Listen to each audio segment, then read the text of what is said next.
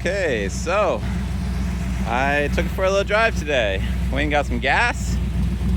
Put about 15 gallons of premium in it because it had been doing some post destination when I shut it down, or one time when I tried to start it up, thinking it's probably carbon buildup in there, and maybe the higher test stuff will help.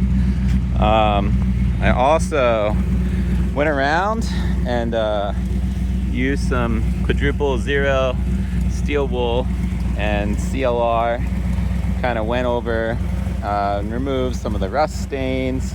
Tried to kind of minimize some of these rust spots, and then put Penetrol over everything. So the CLR, I don't know how much the CLR actually did, but the steel wool did a pretty nice job. Couldn't do too much because the paint's pretty thin in a lot of spots. And then the Penetrol, just kind of a fine oil, kind of sticky. It's sort of hardened on here now, but it kind of gives it sort of a matte shine, and I'm pretty happy with it. I like the way it looks. The green kind of pops out a bit more. Some spots like up here, this was all a dull rusty brown, and there's still plenty of patina. It's not like I got rid of it. So like I said, went and got gas. Then I went to Advanced Auto and got some Port 15. Going to paint this bed, rusty spots, and then do a bed liner in here. Had a slight issue with it. It was stalling out. The carb, I guess the choke has an electric choke, which works, but it stalled out before it got totally warm and I came to a stop. And then the shift linkage was binding somehow. So when it was sitting dry, I had no problem getting in all the gears. But when I took off from the end of the road down there, just couldn't get it into second or third.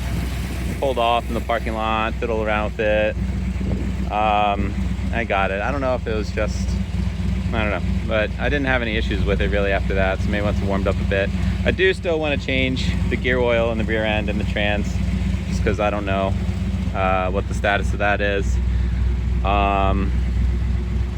And there's some kind of rubbing kind of noise when I do a harder right turn, which I thought maybe was this fender liner, but when you have the wheel turned right, it's nowhere close. I have to bolt this up anyway, but investigate that. There was a little coolant that sprayed out of this overflow nozzle, but it stopped, so maybe it just had it a little too high or something. I'm not sure. It's definitely up to temperature now, though. You can feel the heat coming off of this thing. It was still smoking a bit blue,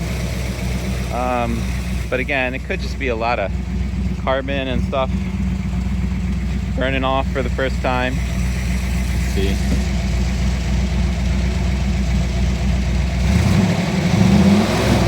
Yeah, I don't know if you can see that at all, but I don't know. I'm not super concerned, and who knows what the valve stem seals and stuff look like. I tried setting my alignment kind of halfway. It goes kind of straight, but the wheel sort of lifts to one side, and there's some decent play. I can see the wheel move as I do this, the tire, but I don't know if there's some adjustment on the steering box or what to make that a little bit tighter, because it's pretty floppy. And my e-brake, it holds, but I have to press it all the way down to the last click. So I'd like to adjust that a little tighter if that's possible. What else? Running and driving.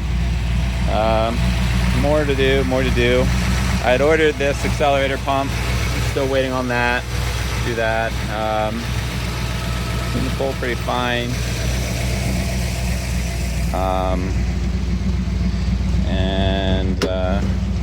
This temp gauge, it moved a little bit, but it's not moving enough Oil pressure still looking good.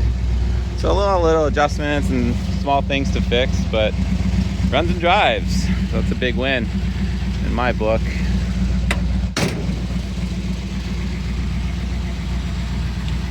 All right, that's all I got.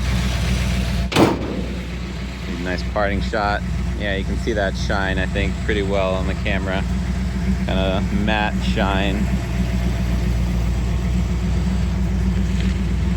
Okay, thanks.